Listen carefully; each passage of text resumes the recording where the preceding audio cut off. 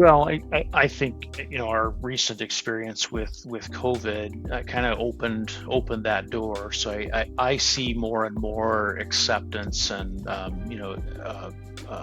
removing of the stigma about mental health, and I think it's become much more a conversation about mental wellness, about mental fitness. How do we kind of manage our energy, manage our mental state? So I think we're hearing and talking about it a lot more. I think managers are still very um, cautious about how to talk about that, and I think it just comes down to training and experience.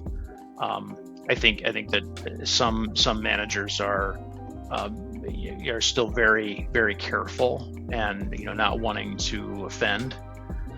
Um, I think that we should maybe start by helping managers understand how to tap into their own feelings, how to manage their own energy, and then be genuinely curious about how the team is doing day by day. I think that sometimes we forget that people are people. All right, guys, welcome to a brand new episode of the HR Heroes podcast. I'm incredibly excited because I have my friend Jeff Bennett here with me today. Jeff, how you doing today, my friend? I'm good. Thanks for having me, Keenan. Well, of course, man. I'm super excited because we're going to be talking about what makes you an HR hero. And, one of the things that I'm super interested in is in our previous conversation, you talked about how you're not either an introvert or an extrovert. You're somewhere right in the middle. And you have a history in being a mechanical engineer, and finding your path into the people space away from being a mechanical engineer is super interesting to me. And I really want to dive into that. But before we do, how is your heart doing today, Jeff? I think my heart is good. Why do you ask? I just like to be able to ask that human centric question because often Yeah, we get into the routine, if you will, of just saying, "Hey, how you doing? I'm fine." But often if yeah, I ask the task, question, "How's your heart doing?" task Yeah, focus. it gets a Hmm. little bit deeper, if that makes sense. Yeah, yeah. It reminds me of the prompt we had during COVID, where we were asked to ask people, "How are you doing, really?" Right? Let's go a step deeper. Yeah, yeah. Yeah, there was a popular tweet that was actually put out, I want to say probably like a month ago, by the character Elmo. And he asked the question, "How are you doing, really?" And that Yeah. post in itself got like 27,000 replies to that. And people were being honest and open about not being okay. And it was a really interesting insight. If we ask the right question, we get the right type of results. And so that Yeah, was really agree, interesting to me. agree. But, it seems like in today's society, so many people are struggling when it comes to kind of the job market, when it comes to maintaining their mental health. Why do you think so many people are having a tough time being okay really today? Well, I think it's a kind of a noisy time, right? It's a time with a lot of changes, coming out of the COVID experience, the election cycle in the U.S., um, the events of AI coming to the forefront. I think just as a lot of people, in a kind of uncertain space, wondering how will turn out. It's really interesting to me to kind of think about that sense of uncertainty, because so many people today, especially in the younger generations, if you will, I was born in 1990. I've seen a lot of events happen in my lifetime. Hmm. 2000, when Y2K was coming, I remember my parents and uncles freaking out, thinking that the computers weren't going to be able to handle kind of the Right. transition into the 0 years, which was crazy to me. In 2001, we saw 9/11. In 2008, I lived in Detroit. We saw the Mhm. Great Recession, how our communities were, hindered. We saw the pandemic. There are so many events that kind of show us that we're living in this little silver lining, if you will, of how good things are. So, do you feel like it's kind of continuous exposure to all those things that kind of makes people feel a little bit more uncertain about the future? Yeah, I think all of those things are additive, and the more they kind of pile up, and when we don't have time to recover between them, it just feels like every day is one new thing to add to the pile. It's interesting because I feel like so many people today are often struggling with their mental health. And that's a really important topic for this podcast because we're realizing how things are changing. And I want to use this Yeah. as an opportunity to kind of segue our last guest who came in here, had a an HR business leader from an organization called Paychex. Her name was Cynthia Perez, and she wanted to ask you a question. Her question was, what do we need to do to train the leaders of our organizations to meet the future mental health needs of their teams? What do you kind of think about that? Well, I think it starts with, how we started this conversation about, being interested in people as people and not just jumping straight into task. Um, how to train supervisors to do that better. I think we need to start by just training them at all. I think that an awful lot of leaders, managers, and supervisors had no training when they started leading people. We just kind of expect that managers will, I don't know, magically know how to do those kinds of things. Um, I think that we should maybe start by helping managers understand how to tap into their own feelings, how to manage their own energy, and then be genuinely curious about how the team is doing day by day. I think that sometimes we forget that people are people, right? And there are ebbs and flows, and my mood today may be different than my mood tomorrow. And taking the time up front to ask people that is so important. Um, I think there's every one of us, my experience has the tendency when the work demands are high to just add more time to our day, spend more time trying to get things done. And I think there's a diminishing returns factor, happening as you try to do that. That extra hour doesn't give you another hour of productivity. It gives you something less than that because you're tired, you're exhausted. It's the end of the day. So as I found for me, sometimes taking a break, taking a walk, allowing some reflection and recovery time is what helps. So I think we just need to help managers understand kind of those basic human factors, right? Um, and I think for many it's just a matter of it's a challenge with time. We're always we were talking about the the return to work phenomenon and the tension that exists between people wanting more flexibility and managers wanting to have a return to maybe higher levels of productivity. And that tension will always be there, but I think we have to pay attention to people as people, allow them to have some flexibility, some ability to manage the life outside of work. So employees of course have a full life, right? And we kind of ignore that, I think, a lot of times as leaders, trying to get the next task done. It's an interesting time because in our previous conversation, we talked about the topic of previous generations before the pandemic. And that's kind of like to, use it as like a marker or a chapter mark, if you Yeah, will. It yeah. seemed like before the pandemic, many people were working to live or living to work, excuse me. And after the pandemic, people are working to live. So where do you think that kind of paradigm shift occurs? Do you feel like it's from a sense of awareness, or where do you kind of think that revelation came into because of the pandemic as a catalyst? Well, I think the pandemic just caused a lot of us to re-examine the relationship we have with work and reevaluate the things that are important to us. So I think we also found that at least in a short-term sense, we were able to survive through the pandemic and be pretty effective, doing our jobs remotely. So I think a lot of employees took that to mean that they could do their job long term. They've kind of proven that they could do their job long term through a remote means. But I think we're still missing some parts, right? We're missing the camaraderie, the collaboration, the being able to get to know each other as people. And I think it's even harder for new employees that can't maybe enter the workforce during the pandemic, and had that strange experience, one of a lifetime maybe experience, happening at the same time. And I think it's really been hard for people to engage with their teams and get to know the organization and the culture, working remotely. So I think managers are trying to maintain productivity, but also think about the long term, and make sure that the team is supported, and have the ability to work face to face with people.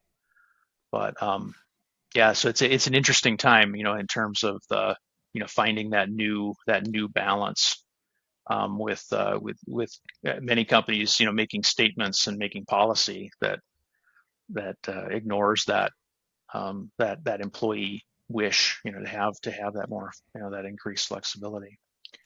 So mandates about, everyone needs to return to the office 40 hours a week. I don't think it works. I think you have to be more flexible than that. I was listening to a podcast today, really awesome podcast, called How I Built This. And they were talking to the founder of Twilio. Now, the founder of Twilio was talking about how he now has 7,000 plus employees, and he's having to be creative and thinking about, what does the future of work look like? And the host asked him, he said, do you think that, you guys have large real estate all across the United States? Are you guys going to be moving back to that real estate? He's like, well, we still have like 6 buildings, and we have low single digit utilization of those real estate properties.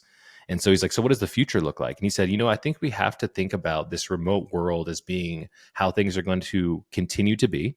We have to be flexible, but we need to be creative in how we bring our teams together. Meaning, does an office look like a regular office that we used to come from? Probably not. But maybe we create little satellite offices that represent our business. Maybe it looks something like a coffee shop, where you can get out of the house, go to your local community team coffee shop, and just get the energy of being around your other people, because that camaraderie is something that I never want to lose. And I'm really threatened by the future of kind of all of this remote isolation on how my team gels together. I want to use that as an opportunity to kind of ask you, in your early career, I'm guessing that you would go as a mechanical engineer and everything else into the office and spend time with your team members. How have you been able to deal with kind of the transition to this remote lifestyle? Have you seen drops in your productivity, or just kind of your mindset along that process? I don't think I've seen a decrease in my productivity, and I agree with you. I think through all of my career changes, I've valued being on site, seeing people, seeing my coworkers directly. But having worked for a global company within global functions, often we had team members that were remote, maybe in another country, maybe in a faraway time zone, that we asked to be a part of the team, and it was always kind of a haves and have-nots, situation. So having everyone working remotely, I found to be a kind of democratizing event, right? Everyone was on the same footing for once, and we all kind of had to work through the same limitations, which I think provided a better situation for many of those remote participants. Now, through the pandemic, we also had people moving around the country, maybe moving away from the headquarters, or from a physical location, and I think that's part of the tension we see now, with people saying, "Hey, I can't come back to the office. I live in Florida now, far away from where the main office is." So, but yeah, I think it had actually some positive impacts on teams that are geographically distributed. It feels like to me that there's a lot of positive impacts on the team members themselves, being able to be more flexible, being able to Mhm. demonstrate that they can still achieve productivity, being able to demonstrate that they can still be a connected team member. But it seems like leadership especially has a tough time over the last, let's call it, year, in trusting their team members to be able to be as productive as they should be. And in our last conversation, you shared a statistic with me that talked about the difference in leaders wanting employees to come back to the office compared to employees wanting to come back to the office. Do you remember what that stat was? Yeah, I don't have a source for you, Keenan, but my memory of it is that something like 80% of managers want to have people in the office, and something like 80% of employees want some flexibility to not be at the office. So there's a big disconnect, I think, in expectations. Um, to your earlier point, the office can't look the way that it did, and I think that having moments that matter, times where you can come into the office and do something different that requires you to be in, where it can benefit from having people in person. If people are coming into the office just so they can get on another Zoom call, that's not, employees see right through that as, a waste of time and resources, and frankly something they could probably do more easily at home, and be able to transition from one thing to the other more readily. So I often have had leaders ask the question, well, how do I know that my employee is working if they're working at home and I can't see them? And my response has always been, how did you know they were working before? You have to have some level of trust that you're given responsibilities to an employee, and either they meet the objectives and produce the outcomes, or they don't. So do we really care how they're spending every minute of their day? It's an interesting dichotomy because it seems like in order for us to meet the needs of the future workforce, we need to first of all be creative as leaders. And creativity does not mean thinking of new ideas, but it often means putting ourselves in a different mindset to say, I can Right. trust these people to get the work done. Because it seems like there's a little bit of a rooted feeling of like insecurity in leadership that says, if I can't see you, I don't know what you're doing. But the question is am I getting my work done? Well, yeah, you're getting your work done, but are you working all day? I feel like the entire landscape of kind of how we approach work has really started to look different. I've been messing around with the topic in my mind of over the last couple of years, it's been a buzzword to talk about work-life balance, if you will. Mhm. But Mhm. work-life balance is very difficult when you work from home. And so I've been messing around with the idea of work-life integration. What do you think about the work-life integration idea? Well, I think we're all kind of experiencing and trying to figure out how to do that. I agree with you. It's harder when you don't have a commute to bookmark your day, to kind of mark the transitions between your home life or personal life and your work life. Some of us implemented some virtual activities, or kind of substitutes for that commute. Taking a walk or listening to a podcast or something to kind of make those transitions. But yeah, I think it takes a different level of discipline as an employee to account for that time, and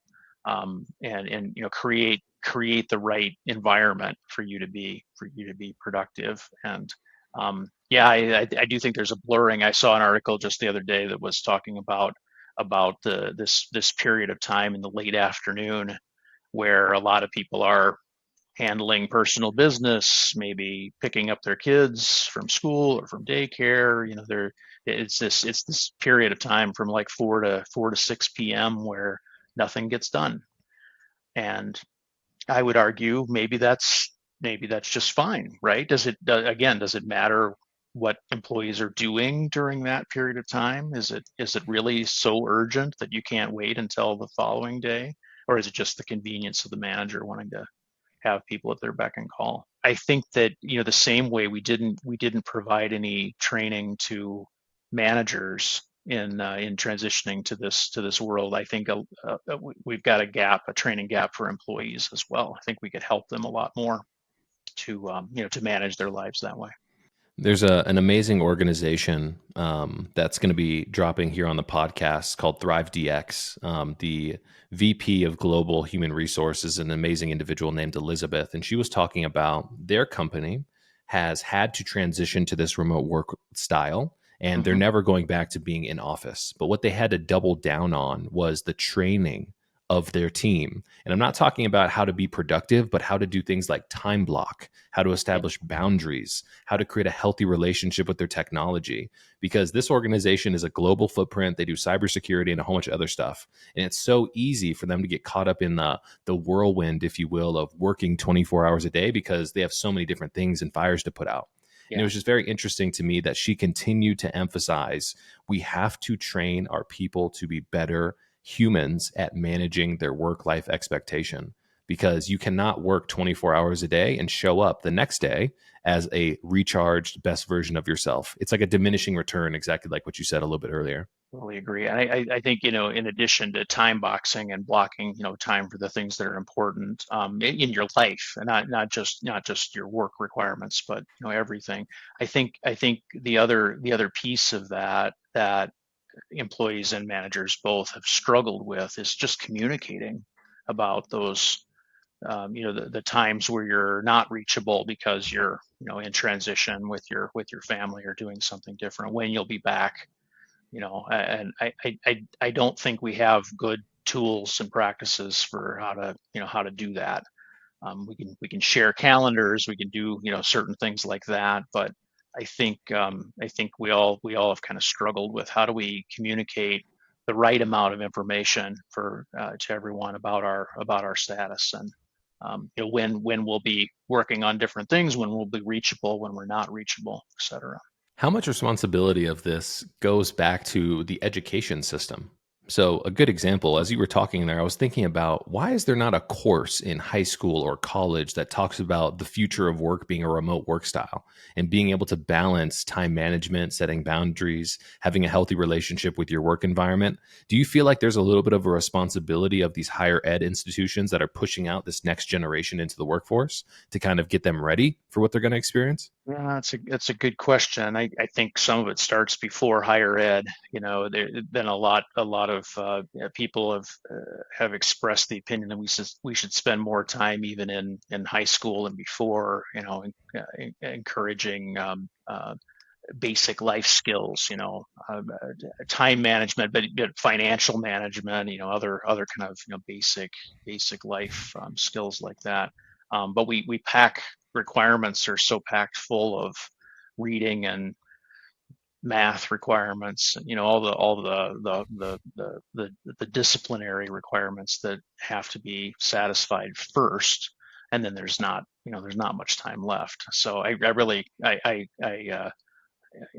sympathize with the teachers that have been asked to do more and more and more. But I mean, that said, I hear what you're saying, and I think that um, that higher education maybe could do more with helping to uh, figure out how to manage these kinds of tools. I think we talked about AI in our previous conversation too. I think we're going to have to figure out what does that mean for the world of work, and I think ultimately it's up to business to start and kind of express and experiment, figure out what works and what doesn't work, and help to partner with educational institutions to train on best practices.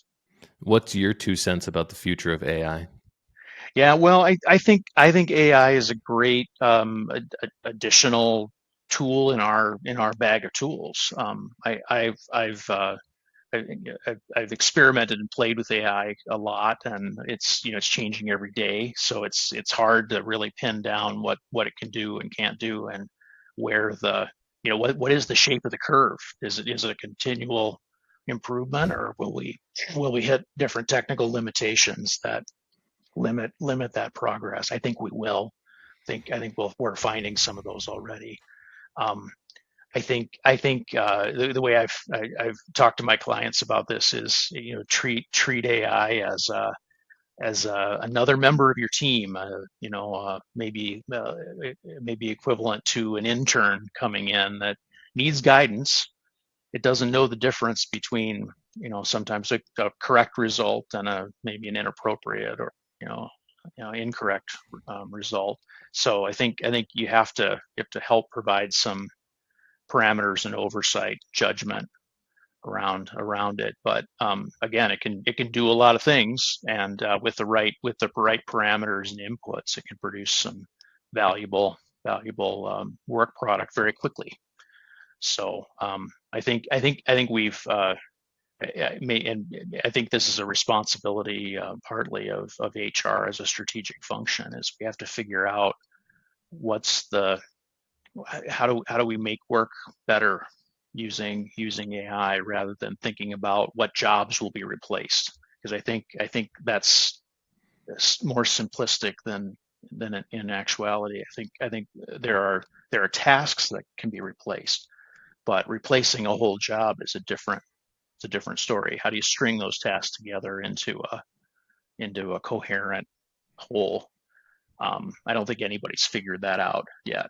So there are tasks that can be automated. It's There an are interesting ways time. that AI can help, but yeah, definitely an interesting time. Agree.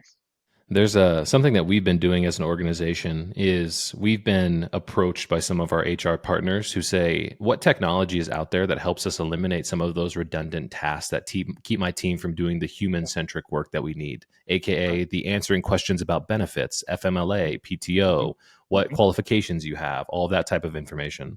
So what we've been having a lot of success with doing is positioning technology as an accelerator instead of a replacement. And that means using things like conversational AI powered by large language models, where a team member can text a phone number and ask any question about their employee handbook that then they can get answered in real time, instead of having to tie up the phone lines or pull our team members away from doing that important work that they're doing. Because it seems like in a world of technology and evolution, we really have to position AI as an accelerator instead of a replacement. But I know that the avatar of your current HR leader often doesn't look at technology as being something that they want to adopt. They look at it as kind of being a threat, if you will, because it thinks about taking away the human element. But I feel like that's a dangerous mindset to have. Yeah, I agree. I think we've got to take a both and mindset. You know, it's not going away, and you know, if anything, it just continues to advance and do more. So I like, you know, I like the concept of thinking about repetitive work, things that, you know, that we could take off the plate, so that we can, so that humans can be more focused in creative spheres, and, you know, in doing things that require nuance and judgment. You know, I think, you know, we often will see, you know, when looking at data and thinking about, you know, like financial returns, you know, past performance is not a predictor of future success. Well, AI uses past information to help predict what the next word is. It doesn't think, you know, further down the road. It doesn't think at all. It's math and prediction. So, you know, having it do things like, I agree with, you know, your examples. I've also used AI to help prepare for difficult conversations, prepare for interviews. You know, kind of act as a as a foil for practice. You know, and it doesn't get tired. It doesn't get bored.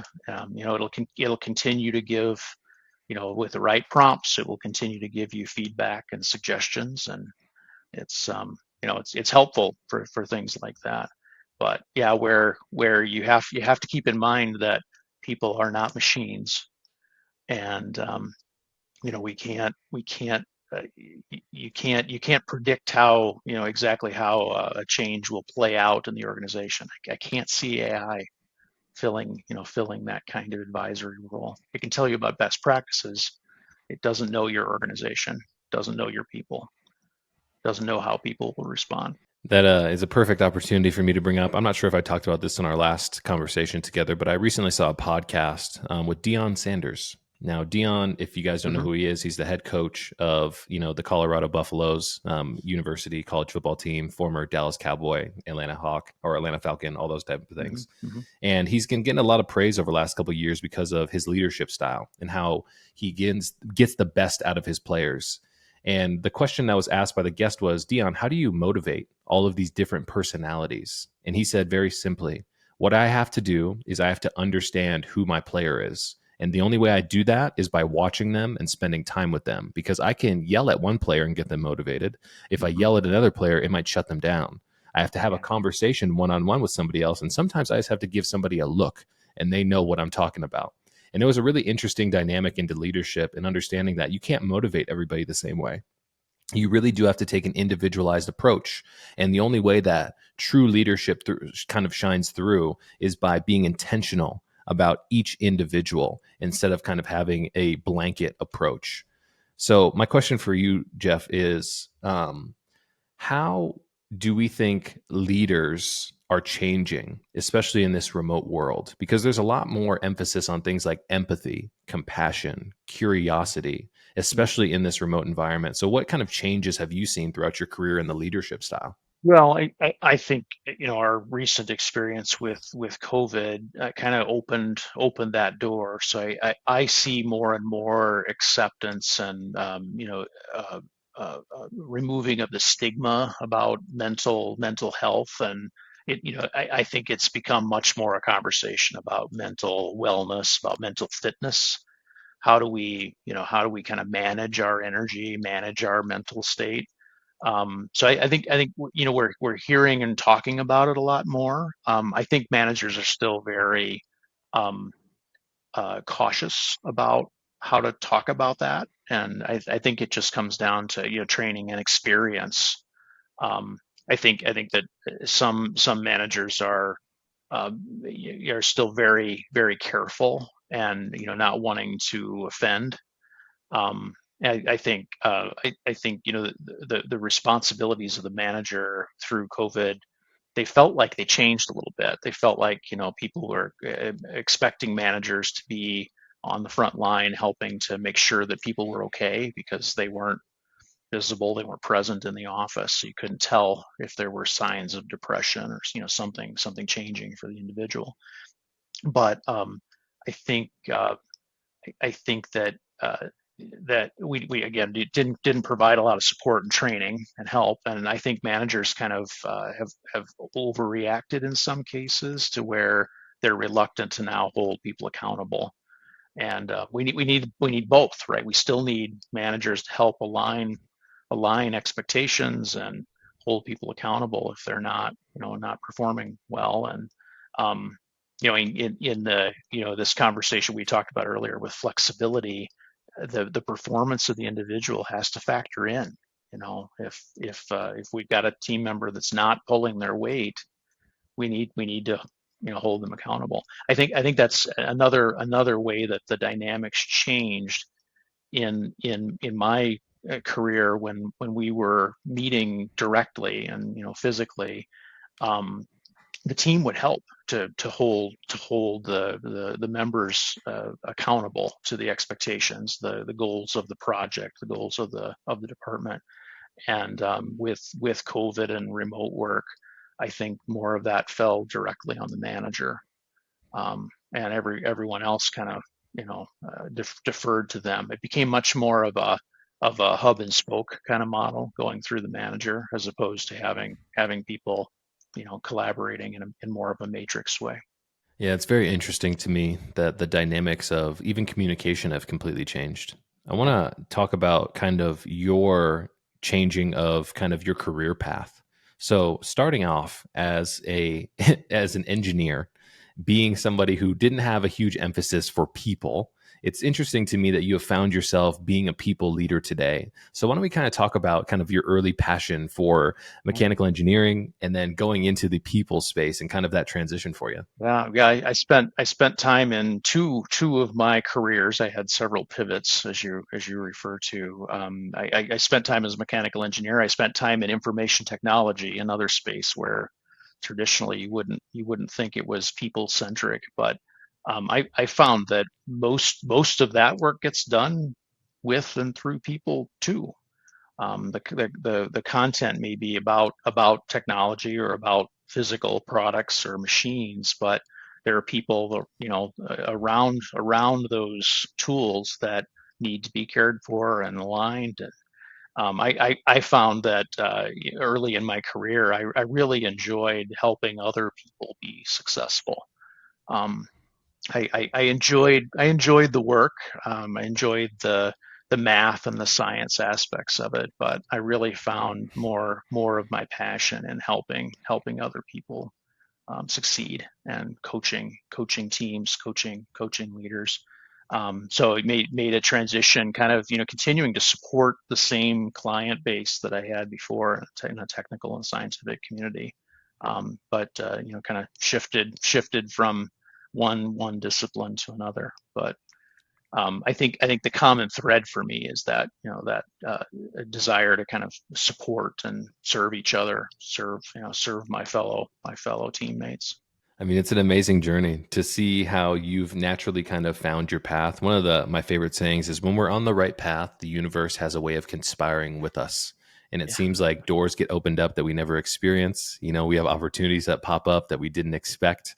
And being able to follow those things with passion is something that I'm super proud of you for, because we need more yeah, people out here who are fighting for the human element. Because at the end of the day, AI, automation, all of these things are going to be great, but unless we have that human touch, I don't think we're going to be nearly as successful and as fulfilled as we really should be. And so I want to use the last couple minutes here as an opportunity to kind of have you pose, what does your vision look like for the future of HR? Specifically, kind of where are we going? What type of things do we need to avoid? What are you excited about? so there's a lot in that. The question that I'd like to pose to a future guest is kind of how do we as a profession in HR make work better through the correct usage of AI? How do we avoid, often in these kinds of transitions and revolutions in industry, people get hurt. There are accidents that happen that become a catalyst for legislation, for laws and restrictions and protections. I think this is one of those transitions where I'm afraid that we're going to have to learn the hard way, before we get wise to the kinds of things that AI can do well, and things that where we need to have some oversight and personal involvement, people involvement. Um, so yeah, my question is kind of how do we avoid the overreaction that everything can be done with AI? Let's fire everybody and put a whole bunch of bots in positions where they can drive results. So I think being careful about doing those things the right way, and using AI where it makes sense, and using people where people make the most sense. Um, so how will things evolve? I don't know. I think companies and people that figure out how to use AI in effective ways are going to be ahead of the game. I think that people that are afraid of it are going to fall behind. So my advice to other HR practitioners is try it. Don't be afraid to get in and experiment and learn how to do prompting, and get value out of the tool, and go back to it, because trying it once today and trying it again in 2 weeks, you'll find different results, because the technology continues to evolve. So don't again, don't be afraid of it. Find ways to experiment and try things out. Be careful not to feed it too much confidential information and create issues that way. So, because everything we use, if it's not a particular installation of AI, it's being used to train the model for future use. And so who knows where that confidential data is going to end up? So we have to be very careful about that as well. I couldn't agree more. Well, I just want to say, Jeff, thank you so much for coming on the podcast. It is very exciting to know that we have people who have a curious mindset for what the future of human capital looks like, for human resources, for AI, and all the other technology that's going to help us be better. And so, for everybody who's watching and everybody who's listening today, Jeff Bennett, thank you so much for coming on the show, man. Really appreciate Thank it. you for having me. Appreciate it. All right, guys, that's a wrap. Catch you in the next one.